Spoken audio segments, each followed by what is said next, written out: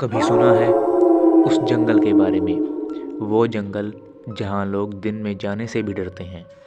कहते हैं वहाँ पर यक्षिणी का साया है। एक खौफनाक सच, एक रहस्य जिसे सालों से लोगों ने छुपा कर रखा है।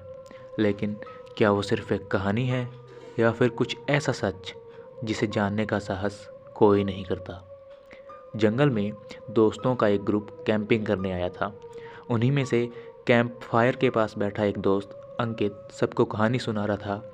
शुरू करते ही उसकी आवाज़ कांपने लगती है। अंकित कहता है, यह वही जंगल है दोस्तों, जहाँ कई लोग रहस्यमय तरीके से गायब हो चुके हैं। कुछ कहते हैं रात के तीसरे पहर में एक औरत की चीखें सुनाई देती हैं। एक खूबसूरत औरत जो अंधेरे में गुमनाम चेहरों को बुलाती है। लोग उसे यक्षिणी कहते हैं।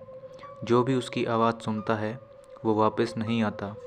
सभी दोस्त उस डरावने एहसास को दूर करने की कोशिश करते हैं और घबराते हुए हंसते हैं। लेकिन मीरा, जो गहरी सोच में डूबी हुई थी, अपनी आंखें घुमाती है और हंसते हुए कहती है, यह सब कहानियां हैं अंकित, यक्षिणी वक्षिणी कुछ नहीं होती।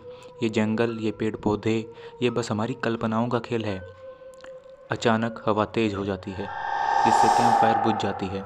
एक भयानक सन्नाटा छा जाता है। हर कोई कांप उठता है और सब बेचैनी से चारों ओर देखने लगते हैं। क्या यह सिर्फ एक कहानी थी या फिर यक्षिणी ने उनकी हंसी का जवाब दिया था? उसके बाद मीरा ने यह साबित करने का फैसला किया कि डरने की कोई बात नहीं है।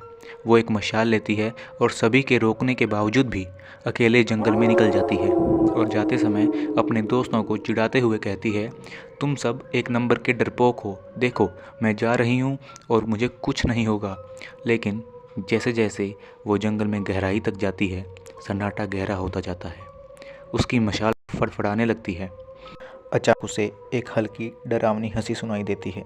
पेड़ों के बीच से एक औरत की आवाज़ गूंजती है।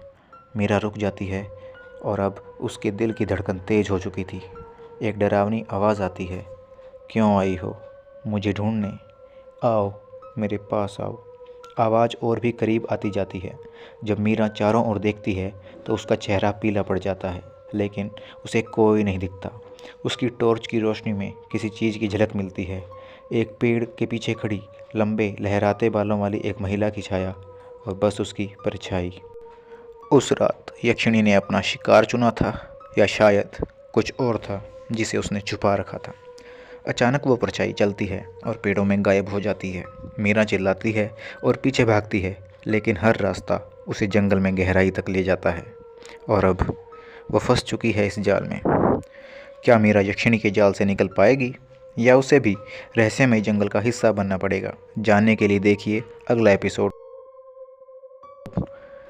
अगले एपिसोड में जानेंगे यक्षिणी की भयानक सच्चाई। क्या मीरा बच पाएगी या फिर उसका अंत भी उसी जंगल में हो जाएगा? सावधान रहिए, ये सिर्फ एक कहानी नहीं है। हो सकता है ये आपके आसपास भी कहीं कोई साया हो।